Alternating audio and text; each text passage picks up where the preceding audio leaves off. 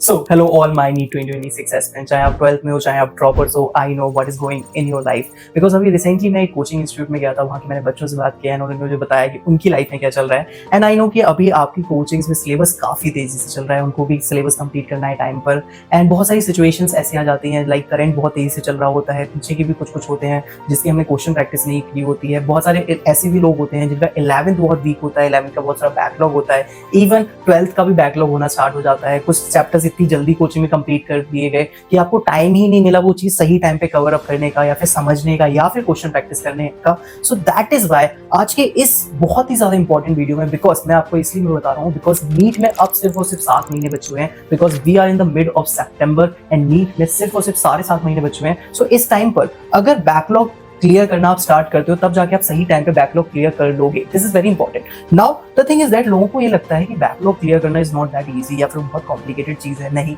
सो आज के इस वीडियो में मैं आपको वो 7 स्टेप्स बताने वाला हूँ जिसको सिस्टमैटिकली अगर आप फॉलो कर लेते हो, सो 109% आप अपना बैकलॉग सही टाइम पे क्लियर कर लोगे। एंड अनदर पर्पस इस वीडियो का ये भी है कि ये आपको शो करना कि लाइफ की जो इतनी बड़ी बड़ी प्रॉब्लम्स आपको लगती है कि आप बैकलॉग टाइम पे नहीं क्लियर कर पाओगे, आप सिलेबस टाइम पे नहीं क्लियर कर पाओगे, वो आप किस तरीके से स्मॉल स्टेप्स लेकर सही टाइम पे चीजों को सही कर सकते हो। So let's get started with this very important video. And I am Deepak Sahu, करेंगे a final year MBBS student in your dream college, that is AIIMS New Delhi. And yeah, so let's start with our step number 1, and that is accept the situation. Yes, मैं अगर आपको बताऊं कि जब मेरा 12th start हुआ था, and literally मेरा 12th ऐसे टाइम पे स्टार्ट हुआ था, एंड 11th कोचिंग में ही नहीं हुआ था। मतलब तुम सोचो कि कोचिंग वालों ने 11th नहीं किया, एंड फिर 12th में मैंने 11th भी किया। सो पूरी 12th में 11th करता रहा, पूरी 12th मेरा 11th का बैकलॉग रहा। एंड इवन मैंने लिटरली मेरा अगर 11th का हम SHM वेव्स देखें ना, तो वो मेरा एकदम एग्जाम के कुछ महीनों पहले जनवरी फरवरी में ही कंप्लीट हुआ था। सो इट्स लाइक कि मैं पूरे टाइम बैकलॉग से ही डील करता रहा, and that is why I have the great idea कि बैकलॉग को कैसे क्लियर करते हैं। एंड बैकलॉग को क्लियर करने में सबसे पहला स्टेप आता है कि तुम एक्सेप्ट करो कि तुम्हारा बैकलॉग है, तुम एक्सेप्ट करो कि ये सिचुएशन तुम्हारे साथ है, तुम ये भी एक्सेप्ट करो ये सिचुएशन सिर्फ अकेले तुम्हारे साथ नहीं है, ये सिचुएशन हजारों लोगों के साथ होती है, टॉपर्स के साथ होती है, ऑल इंडिया रैंक 1 के साथ भी होती है, अंडर 100 लोगों के साथ भी होती है। सो तुम वो अनलकी स्टूडेंट नहीं हो जिसके साथ इतना बड़ा बैकलॉग है। Now coming to our step number 2, and that is create a master list. Yes, देखो जब तक तुम्हारे दिमाग में, जब तक तुम्हारी आंखों के सामने वो चीज नहीं दिखाई देगी, तुम्हारा लक्ष्य, जब तक तुम उसे कभी हासिल नहीं कर सकते। सो दिस इज व्हाई अब तुम्हें क्या करना है, एक पेन एंड पेपर लेना है, एंड उसमें सिस्टमैटिकली लिखना है कि क्लास 11 में कौन कौन से वो चैप्टर्स हैं जिसका तुम्हारा बैकलॉग है। अगर वो चैप्टर कंप्लीट हो गया, सिर्फ उसके क्वेश्चन प्रैक्टिस का तुम्हारा बैकलॉग है, तो वो तुम सिस्टमैटिकली लिखो कि यस मेरा थर्मोडायनामिक्स में मैंने क्वेश्चन नहीं लगाया, बस थ्योरी पढ़ी हुई है, या फिर मैंने फोटोसिंथेसिस अभी तक रीड नहीं किया हुआ है। सो जो कुछ भी है, जैसा भी बैकलॉग है, तुम्हें लिखना है। क्लास 11th का अलग लिखो, क्लास 12th का अलग लिखो, बायो केमिस्ट्री फिजिक्स इन तीनों का अलग अलग लिखो। सो नाउ यू नो कि तुम्हें क्या कंप्लीट करना है। हो सकता है कि वो तुम्हारा 10 चैप्टर का बैकलॉग हो सकता है तुम्हारा 20 चैप्टर का, हो सकता है तुम्हारा 30 चैप्टर का भी हो सकता है, बट एटलीस्ट तुम्हें ये चीज तो क्लियरली पता होना चाहिए कि तुम किस लेवल पे हो, लाइक तुम्हारा कितना एग्जैक्टली बचा हुआ है। Now coming to a most the very important step, and that is monthly division. Yes, बहुत सारे स्टूडेंट को ऐसे लगता है कि बैकलॉग जो होता है ना, वो इट्स लाइक कि 1 मंथ में कर लेंगे, 1-2 महीने एकदम लगातार बने रहेंगे तो बैकलॉग क्लियर कर लेंगे। और वो बैकलॉग क्लियर करने के चक्कर में क्या करते हैं, एक नया बैकलॉग क्रिएट कर लेते हैं, क्योंकि वो करंट पे ध्यान नहीं दे पाते बैकलॉग के चक्कर में। सो दिस इज वेरी इंपॉर्टेंट कि तुम्हें एक साथ बैकलॉग को क्लियर करने की कोई जरूरत नहीं है, तुम्हें कोई हड़बड़ी मचाने की जरूरत नहीं है। तुम क्या कर सकते हो, सिर्फ उसे डिवाइड कर सकते हो। तुम्हारा 10 चैप्टर का बैकलॉग है, तुम 5 महीने दो, 1 महीने में सिर्फ 2 चैप्टर करो बैकलॉग के, एंड जो करंट का चल रहा है उसे चलने दो। तो this is the toppers strategy कि तुम अपना टाइम वेस्ट मत करो। इट्स लाइक कि तुम सिस्टमैटिकली डिवाइड करोगे तो तुम आराम से बैकलॉग अच्छे से कर पाओगे, क्योंकि जल्दीबाजी के चक्कर में ना तुम बैकलॉग अच्छे से कर पाओगे, ना तुम जो करंट का सिलेबस चल रहा है उसको भी अच्छे से नहीं कर पाओगे। सो थर्ड स्टेप में हमें क्या करना है, अगर सपोज दैट किसी के पास 15 चैप्टर्स हैं, तो वो क्या करेगा, वो लेगा कि मेरे पास 5 महीने हैं, एंड 5 महीने में मैंने हर चैप्टर को 3 चैप्टर इस महीने, 3 चैप्टर अगले महीने, 3 चैप्टर ऐसे, तो इस तरीके से उसने डिवाइड कर दिया। अब उसे पता चल गया कि उसको मंथ में क्या करना है। नाउ अब एक ऐसा स्टेप आता है जो मैंने आज तक आप लोगों को नहीं बताया, but this is very very very important. For example, अब आपको एक चैप्टर का लोड एक साथ नहीं लेना है। सपोज दैट किसी का एनिमल किंगडम अभी तक उसने नहीं पढ़ा है, उसको नहीं आता, वो भूल गया, वो बहुत वीक है, उसका बैकलॉग, ठीक। सो एनिमल किंगडम वो ये ना सोचे कि उसे एक बार में कंप्लीट करना है, वो उस चैप्टर को, जो बड़ा चैप्टर है, उसको डिवाइड कर दे। तो ऐसा कर सकता है वो बंदा कि एनिमल किंगडम में मैं आर्थ्रोपॉड तक एक साथ कर लूंगा, एंड देन आफ्टर मैमेलिया तक सेकंड डे पे कर लूंगा। सो उसने क्या किया, एक चैप्टर को डिवाइड कर लिया। ऐसा मैंने अपने साथ SHM वेव्स में किया था, बिकॉज SHM वेव बहुत कॉम्प्लिकेटेड, तुम अपने किसी भी चैप्टर के साथ कर सकते हो, स्पेसिफिकली फिजिक्स के साथ। जैसे रोटेशन मोशन बहुत बड़ा है, तो उसे डिवाइड कर लो कि सेंटर ऑफ मास अलग कर दिया, रोटेशन के बेसिक्स अलग कर लिए, रोटेशन में जो एडवांस क्वेश्चन वो अलग कर लिए। सो इस तरीके से तुमने चैप्टर को 2 से 3 हिस्सों में डिवाइड कर लिया। सो ये जो जैसे ही तुम डिवाइड कर लोगे अपने दिमाग में, तुम्हें काम आसान लगने लगेगा। ये बिल्कुल उस तरीके से है कि अगर तुम ये सोच रहे हो अपने दिमाग में कि मुझे 1 किलोमीटर चलना है, 1 किलोमीटर चलना है, तो तुम्हें वो काम टफ लगेगा। लेकिन अगर तुम ये सोचो कि मुझे 1 किलोमीटर नहीं चलना है, मुझे बस 1000 स्टेप्स लेने हैं और एक स्टेप एक ही बार पे लेना है, सो इट्स लाइक कि तुम्हें एक ही स्टेप लेना है, तुम्हें बस एक स्टेप लेना है 1 मीटर का, एंड तुम्हें बस 1000 टाइम लेना है, तुम्हारा वो खत्म हो जाएगा काम। सो this is like your mentality कि तुम्हें वो जो पूरा बैकलॉग है उसे पूरी तरीके से नहीं देखना, उसे पार्ट में देखना है, तब जाके तुम्हें वो चीज इजी लगेगी। नाउ अब तुमने चैप्टर्स डिवाइड कर लिए, तुमने अपना चैप्टर्स को भी अंदर से डिवाइड कर लिया कि एक चैप्टर में 4-5 हिस्से करने। अब जब तुम उस चैप्टर को कभी कभी करने जाते हो, कभी रात के 11 बजे बैठे हो, क्योंकि ज्यादातर टाइम क्या करते हैं लोग, रात को अपना बैकलॉग क्लियर कर रहे होते हैं, तो वो चैप्टर की क्वेश्चन प्रैक्टिस करते समय, उस चैप्टर को पढ़ते समय कोई कंफ्यूजन आ गया, तुम्हें कोई प्रॉब्लम आ गई, तुम्हें कोई इशू आ गया, तुम्हें कोई डाउट आ गया जो तुम्हें बहुत ज्यादा परेशान कर रहा है, तो तुम क्या करोगे? सो क्या होगा कि उस समय तुम्हारा कोई वो डाउट क्लियर कर दे। एंड ये चीज पॉसिबल कैसे हो पाएगी? This is possible because of Feelo app. Yes, this is a very unique app, and इनका एक बहुत ज्यादा स्पेशल फीचर ही होता है कि जब कभी आपको कोई डाउट, कुछ कंफ्यूजन होता है, तो आप क्या करते हो, वो डाउट अपलोड करते हो, एंड विद इन 60 सेकंड कोई ना कोई ट्यूटर आपको कनेक्ट करता है, एंड वो आपको आपका पूरा डाउट क्लियर करता है। जब तक क्लियर करता है, जब तक आपको कंसेप्चुअली क्लियर ना हो जाए, आपको एकदम कॉन्फिडेंट ना हो जाए, जब तक वो चीज आपको समझाई जाती है। एंड लिटरली आपको चाहे छोटा डाउट आ रहा है, क्योंकि कभी कभी हमें ऐसा लगता है कि डाउट बहुत छोटा है, बहुत सिली सी मिस्टेक है, बट फिर भी आपको वो चीज रुकनी नहीं है, आपको वो चीज पूछनी है, आपको क्लियर करना है, बिकॉज आपको आगे बढ़ना है। एंड फीलो ऐप के साथ एक और बहुत अच्छा है कि इसमें एक AI स्मार्ट सॉल्यूशन वाला है, जिसमें आप क्वेश्चन अपलोड करोगे एंड आपको वो डिटेल सॉल्यूशन मिल जाएगा। एंड तुम इस ऐप को बेसिकली जेईई, नीट, बोर्ड किसी के लिए भी यूज कर सकते हो, एंड तुम इसमें क्वेश्चन प्रैक्टिस भी कर सकते हो, बिकॉज इसमें previous question and mock test भी अपलोडेड है। तो kind of it is like कि तुम क्वेश्चन प्रैक्टिस भी कर रहे हो, अपने डाउट क्लियर भी कर रहे हो। एंड डाउट को साथ साथ क्लियर करना बहुत इंपॉर्टेंट है, क्योंकि बहुत सारे बच्चे क्या करते हैं ना, वो पढ़ते चले जाते हैं, उनके डाउट इकट्ठा होने लगते हैं। सो दिस इज वेरी इंपॉर्टेंट कि जो भी डाउट जैसा भी आता जा रहा है उसको क्लियर करो एंड आगे बढ़ते चलो। सो तुम्हें कुछ नहीं करना है, तुम्हें बस डिस्क्रिप्शन में जाना है एंड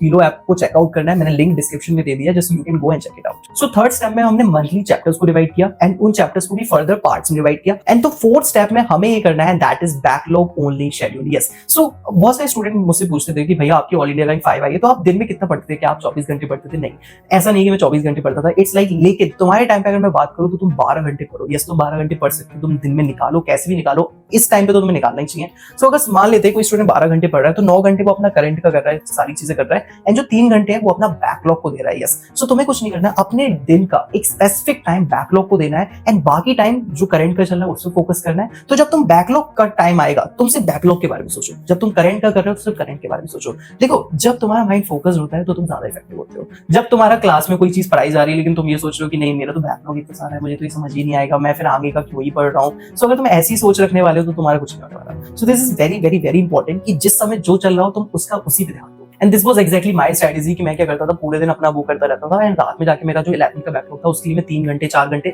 अलग से देता था। So coming to a fifth step, and that is कि बैकलॉग को क्लियर करना कैसे है एग्जैक्टली। सो तुम इस टाइम पे क्या है, सिंस टाइम बहुत कम है, तो तुम क्या कर सकते हो, वन शॉट का सहारा ले सकते हो। बायोलॉजी में तुम डायरेक्टली जाओ, केमिस्ट्री एंड फिजिक्स में तुम वन शॉट पे जाओ। अब करना यही है कि सपोज दैट हमने क्या किया था, कोई चैप्टर था हमारा फिजिक्स का, उसके हमने 3 हिस्से बनाए थे, ठीक है। सो तुमने क्या किया, डे 1 पे उसका पहला पार्ट किया, डे 2 पे दूसरा पार्ट, डे 3 पे तुमने तीसरा पार्ट किया, एंड डे 4 पे तुम अगला चैप्टर स्टार्ट करने वाले थे। तुम्हें अगला चैप्टर स्टार्ट नहीं करना है, तुम्हें डे 4 पे क्या करना है, उस चैप्टर के जो तुमने अभी डे 1 डे 2 डे 3 में किया, उस चैप्टर के तुम्हें क्या करना है, क्वेश्चन प्रैक्टिस करनी है। यस, तुम्हें क्वेश्चन प्रैक्टिस करने, तब जाके तुम फिर अगला चैप्टर को स्टार्ट करोगे। And this is very important, physics के लिए चीज काफी काम आती है, और इवन तुम केमिस्ट्री के लिए भी कर सकते हो, फिजिकल केमिस्ट्री एंड ऑर्गेनिक के लिए specifically.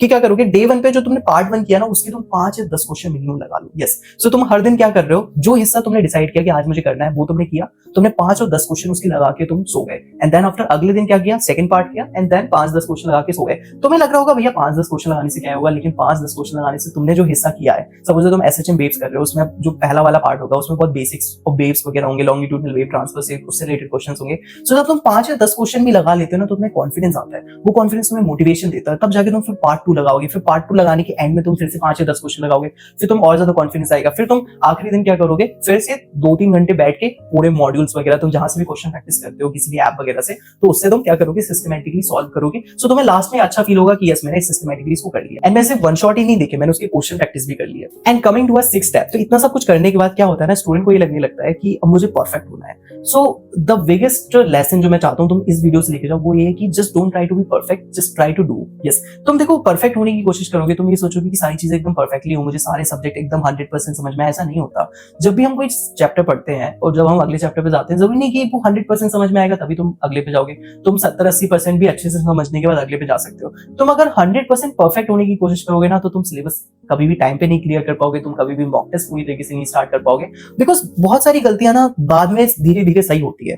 The important is that कि तुम बेसिक फंडामेंटल समझो, बेसिक कॉन्सेप्ट समझो, एंड मैक्सिमम चीजें 70-80% कवर करने के बाद आगे जाओ। परफेक्शन के बारे में मत सोचो कि मैं एकदम ही परफेक्ट ये चैप्टर कंप्लीट करूंगा तभी आगे जाऊंगा, नहीं, तुम 70-80% पूरा अच्छे से करने के बाद भी आगे जा सकते हो। And congratulation to all those जो 7 स्टेप तक बचे रहे, बिकॉज मुझे पता है बहुत सारे स्टूडेंट का इतना वीक अटेंशन स्पैम हो गया because of Instagram, because of short content basically, because YouTube पे भी अब बहुत सारे लोग शॉर्ट्स ही देख रहे होते हैं, इंस्टाग्राम पे बहुत सारे लोग रील देख रहे होते हैं, तो उनका अटेंशन स्पैम बहुत कम है। सो आई नो कि आप में से शायद 30-40% लोग ही वीडियो के एंड में आ पाते हो, वो भी उससे भी कम शायद। तो फर्स्ट स्टेप क्या था हमारा, क्या था, आई होप कि तुम्हें याद होगा। फर्स्ट स्टेप था हमें एक्सेप्ट करना है कि हमारा जो बैकलॉग है हमें उसे एक्सेप्ट करना है। 7 स्टेप वही है कि हमें कोई नया बैकलॉग क्रिएट नहीं करना है। यस, तो जो बैकलॉग है उसे बने रहना है, नया बैकलॉग क्रिएट नहीं करना है, करंट पे फोकस करना है। जो मैंने तुम्हें रूल बताया ना कि 9 घंटे करंट, 3 घंटे बैकलॉग, उस रूल को फॉलो करना है। तुम्हारा बैकलॉग ज्यादा है तो तुम थोड़ा डिवाइड भी कर सकते हो कि 8 घंटे करंट का सिलेबस करोगे एंड 4 घंटे तुम basically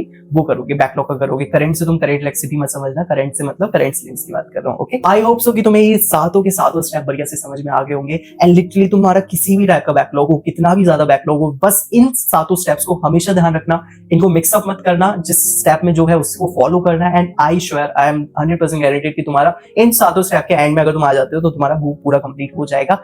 and I just would like to say one last thing to you, and you know कि मेरी नीट की प्रिपरेशन चल रही है, मैं नीट पीजी की तैयारी कर रहा हूँ, नॉट यूजी, ऑफ कोर्स मैं उसमें ऑलरेडी टॉप कर चुका हूँ। So the thing is that बहुत सारी टाइम क्या होता है, जैसे मैं कॉलेज में हूँ, साइन हो दिस, एंड तुम लोग स्कूल में हो, तुम लोग ड्रॉप ईयर में हो, तो just don't go into FOMO trap, क्योंकि तुम्हारे बहुत सारे दोस्त होंगे जिन लोगों का सिलेक्शन हो गया होगा, या फिर तुम्हारे ऐसे दोस्त होंगे जो आईटी में चले गए होंगे, किसी और फील्ड में चले गए होंगे, तुम्हें लग रहा होगा वो बहुत सक्सेसफुल हो गए, वो बहुत आगे निकल गए, मैं बहुत पीछे रह गया, वो बहुत फन कर रहे हैं, तुम उनकी इंस्टाग्राम स्टोरीज देखते होगे कि यार वो तो बहुत फन कर रहा है और मैं यहाँ किताबों के बीच में अटका हुआ हूँ। सो हम सबको लाइफ में कभी ना कभी क्या होता है ना, रुकना होता है अपने लिए। यस, हम सबको कभी ना कभी लाइफ में अपने बारे में सोचना होता है, एंड कभी कभी चीजें बहुत गलत लगती हैं, बट हमेशा अपने ऊपर भरोसा रखना, अपनी तैयारी के ऊपर भरोसा रखना, एंड समय के ऊपर भरोसा रखना कि समय पलटेगा। So this is very important. So don't go into FOMO trap. FOMO that is fear of missing out, कि बाकी लोग एंजॉय कर रहे हैं, बाकी लोग इधर उधर घूम रहे हैं, मैं नहीं घूम रहा, मैं इधर किताबों में अटका हुआ, मैं प्रिपरेशन में अटका हुआ। Don't just think like that, just do like that कि it is like a challenge. Life बस तुम्हें एक छोटा सा चैलेंज दे रही है, तुम्हारा एक छोटा सा टेस्ट लिया जा रहा है, दैट्स इट।